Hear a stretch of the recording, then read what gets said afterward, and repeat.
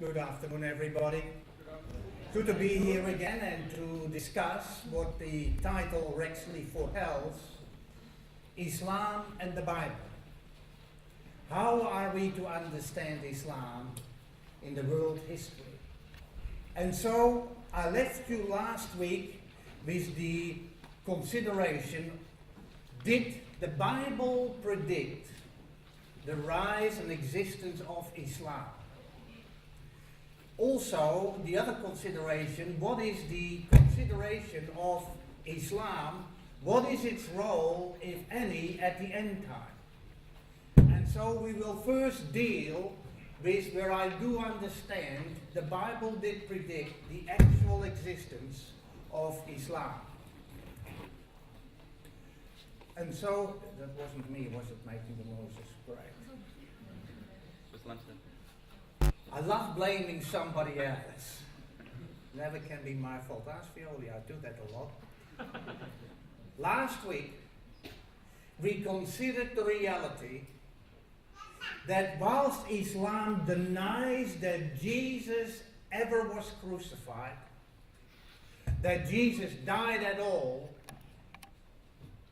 that he went straight from here to heaven, I told you about the eyewitness who worked with his beloved master, who actually was physically there when they crucified him, meters away. The images of the crucifixion must have gone deep in his mind and must have stayed with him all of his life. He saw a risen Savior. He saw a risen Savior, and he watched him. He was there when Jesus ascended to heaven. We have an eyewitness account, besides the account of the Roman historians, besides the account of the Jews.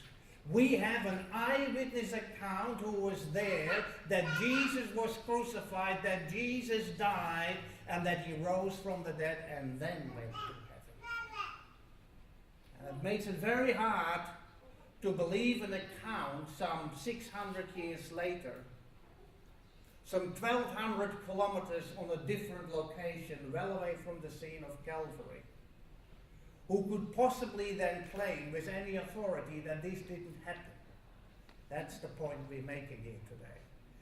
This same man, let me just put this back, this same man who so faithfully, absolutely faithfully served his master for more than 6 decades, was entrusted by writing the book of Revelation, which I believe does tell us about the rise of Islam. And so we start with the 7 trumpets. We have in the book of Revelation 3 time slots, very much like the book of Daniel. We have the time slot here of the 7 churches. We have the time slots of the 7 seals. We have the time slots of the 7 trumpets, and the word 7, the number 7 in Hebrew is perfection, and it is always related to time.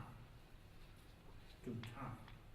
So the 7 trumpets is what we're going to look at. Now the interesting thing is, and we won't deal with it in great detail, but I must mention it by way of introduction, the first 4 trumpets are actually relating to pagan Rome. A trumpet. When you read in the Bible about a trumpet, what would you normally think of? An announcement would be a fair comment. But they have the Feast of Trumpets, haven't they? The Feast of Trumpets is the warning, the announcement of the judgment to come.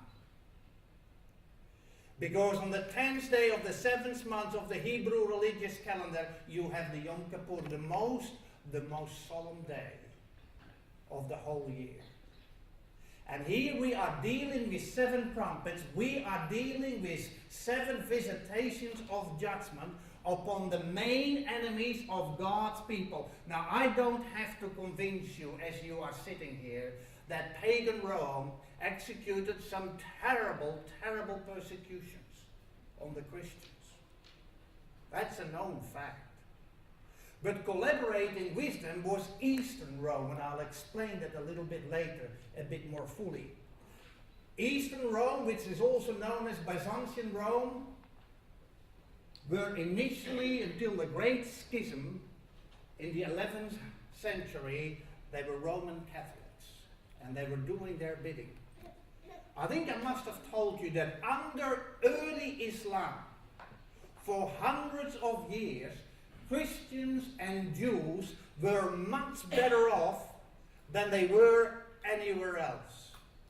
Because Islam tolerated the differences of belief, faith and practice, you see.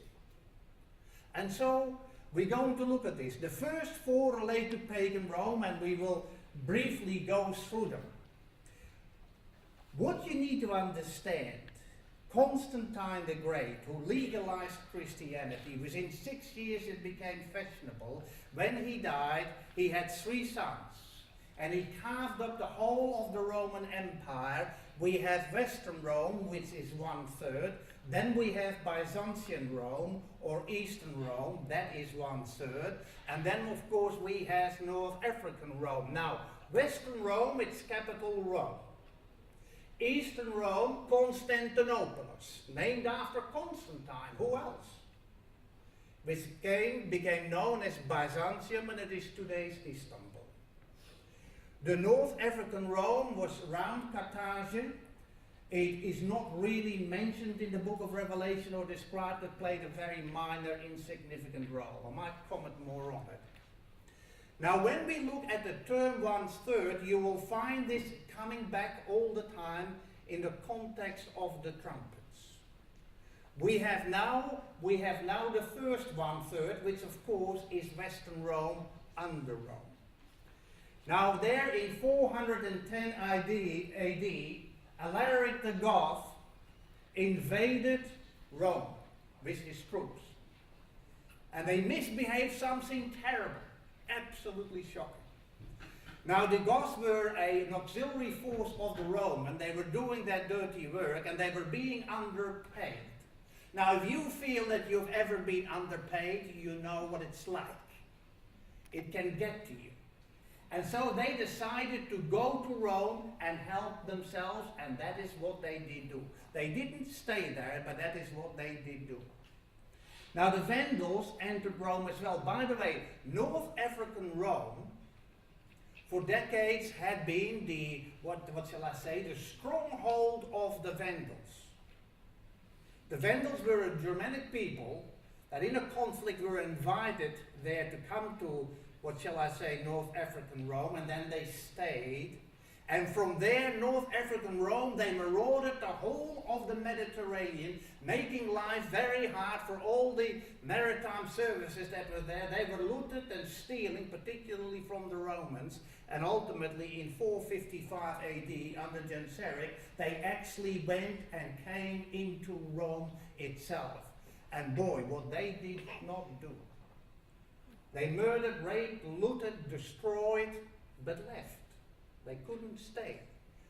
And so after this, we have also a description there in the 8th chapter of the book of Revelation of the activities of the Huns under Attila. When Attila died in 453 AD, the Huns just seemed to disappear from history. They never entered Rome, and you know that is correctly marked in the 8th chapter of the book of Revelation. They never entered Rome, but boy, did they play havoc there north of Rome in northern Italy. And then the last one, the fourth trumpet here, could be safely ascribed to Odoacer, being the leader of the Heruli who came to Western Rome. And when they came in, they disposed of the last emperor, a young lad, 14-year-old lad, who was only just crowned emperor, Romulus Augustulus, and that was it. And that was the end of Western Rome, or Rome for that matter, as we know it. Historici normally recognize, this is important. By the way, you're going to get a lot of history today. I hope you're up for it. So don't drop your attention. This is probably one of the more difficult lectures or speeches ever given. But you need to know. I say you need to know. In 476, that is regarded by historici as the end of Rome. He pronounced himself king, Odoacer. He obviously abolished the office of Caesar.